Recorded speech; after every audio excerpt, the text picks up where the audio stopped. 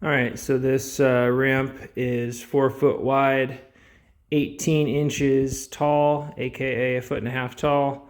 The top deck, 2 foot long.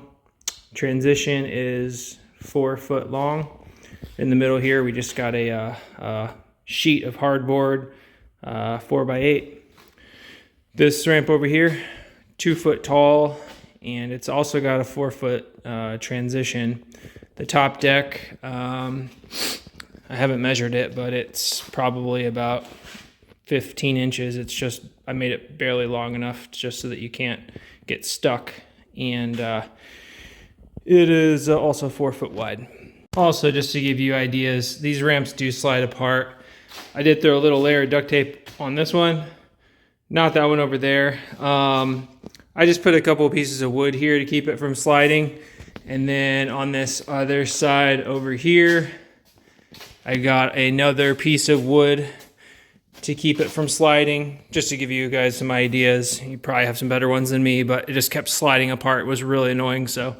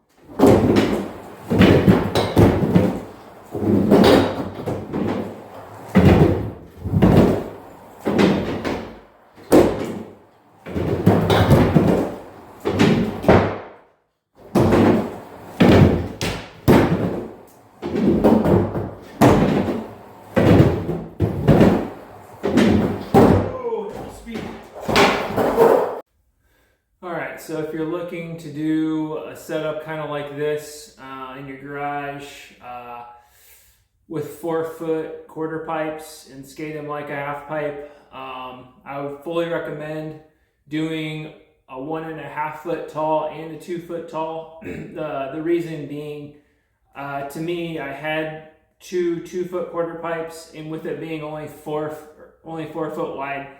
It was kind of a little scary just being on the edge, 2 foot tall. I know it sounds like it's not very tall up in the air, but when it's so narrow, 4 foot wide, it's just more fun to have something that's a little lower to the ground. It just makes it more fun and not as scary. And it also works nice having a 2 foot and a 1.5 foot, because for certain tricks you might need a little bit more speed. If you're going front side onto an axle stall or a front side pivot, you're gonna need more speed, so you can kind of use the 2 foot to pump a little bit or get a little bit of speed off of.